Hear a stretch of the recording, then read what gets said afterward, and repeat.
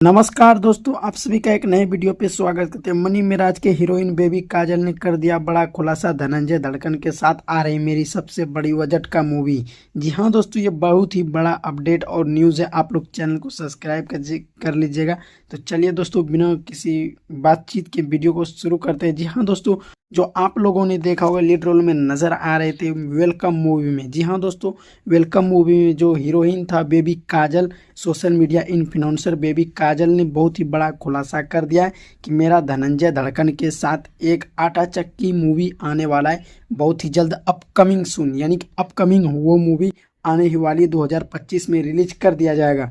जी हाँ दोस्तों, उसके साथ साथ एक और ही बहुत बड़ा खुलासा कर दिया गया है कि उसको आज से 2 से 3 साल पहले उसको शूटिंग कर लिया गया था, लेकिन प्रोड्यूसर और डायरेक्टर में कुछ आपसी विवाद होने के कारण उसको रिलीज अभी तक नहीं किया गया। और ये है कि 2025 के शुरू में ही इसको रिलीज कर दिया जाएगा। आटा चक्की फिल्म का नाम होता है धनंजय धड़कन और सोशल मीडिया इन्फ्लुएंसर बेबी काजल नजर आने वाले। जी हाँ दोस्तों, मनी मिराज की हीरोइन बेबी काजल ने ये कुछ गुप्त जानकारी आप सबके सामने रखा था।